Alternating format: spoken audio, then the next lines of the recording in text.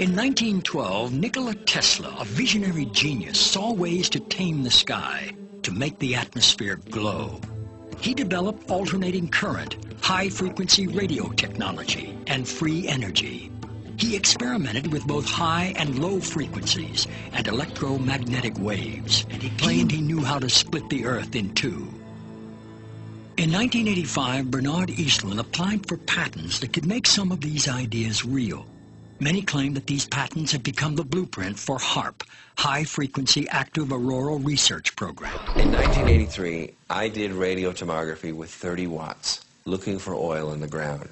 I found 26 oil wells over a 9-state area, and 100% of the time was accurate with just 30 watts of power beaming straight into solid rock.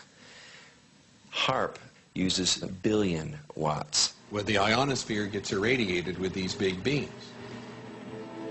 That was 1 watt per centimeter. Haarp focuses 3.6 million watts and squeezes it into a 1 billion watt or gigawatt beam. We're squeezing the megawatts into a narrow beam, then in a very tiny area, you can create what's it called, an effective gigawatt.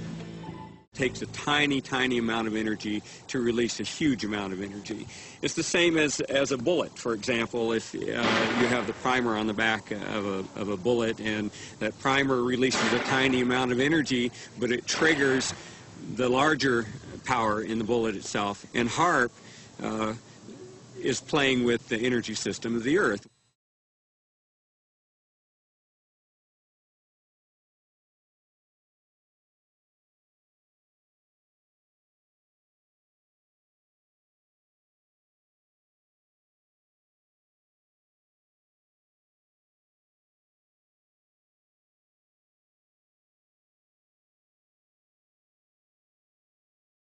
We're beginning with a major breaking story on tonight's program. What I want to do is take you to these pictures that we've just received in truly remarkable images coming out of Japan.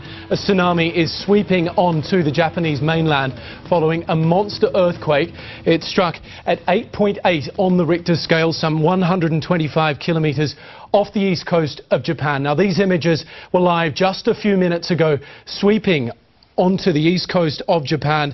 We believe that it's in or around the Miyagi prefecture, which is on the east coast. Authorities there clearly bracing themselves for tragic news. There will be homes, there will be people in the way of that massive wave that is sweeping up onto the coastline there as we speak. The earthquake took place at 2:46 p.m. local time on Friday. That was within the last hour or so. It was felt as far away as in the capital, Tokyo. There is a tsunami warning in place now for Japan, Russia, the Marcus Islands, as well as the Northern Marianas. Let's go now to live pictures which are coming into us. This is an aerial shot above Japan, the east coast. You can see there a fire has broken out. That wave is sweeping in. At its height, we're told it was striking the east coast of the country at 10 meters. That is absolutely phenomenal. This is farming land, as you can see, so perhaps the population not as dense as it is perhaps in other parts of Japan, but clearly homes and people in the way of this enormous wave that's sweeping through. As I mentioned just a moment ago, it struck at 8.8 on the Richter scale. A tsunami warning in place for Japan, Russia, Marcus Island and the Northern Marianas. Now, there is a tsunami watch in place for Guam, Taiwan, the Philippines, Indonesia and Hawaii. All of these countries sit on the infamous Pacific Ring of Fire, a zone prone to earthquakes. All right, just a few minutes ago I spoke to a friend of mine, Chikayo Morigiri. She's a television producer in Tokyo. She spoke to me via Skype. This is her experience. Chiki, this has just happened. Tell us what you felt there in Tokyo.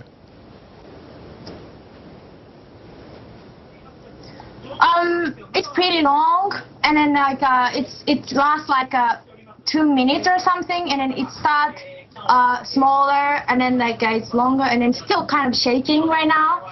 And then there is 2 earthquakes happen. One is on north at Miyagi, and then one is near Tokyo.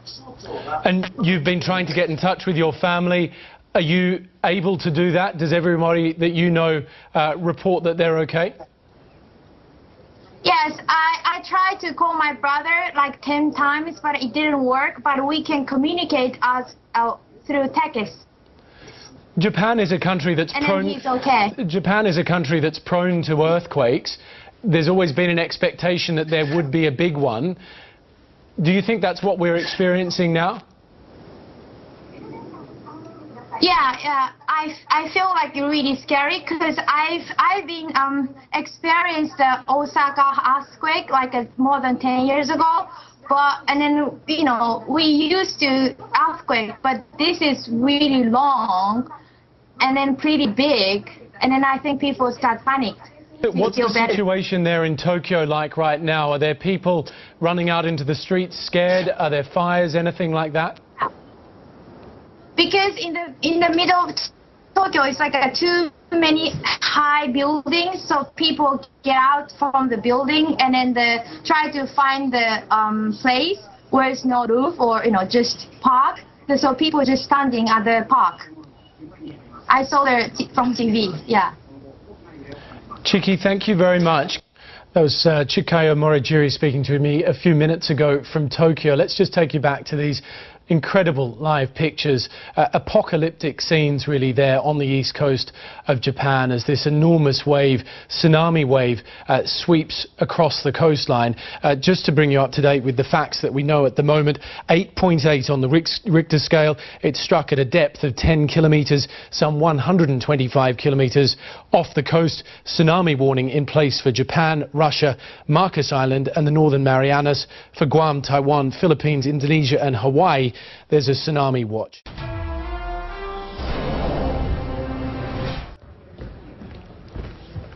People near the coast should evacuate immediately to higher ground if they are. That warning was extremely good advice. Prefecture in northeastern Japan, an intensity of 7 was recorded on the R studios. When earthquakes hit newsrooms, it's easy to see straight away how powerful they are.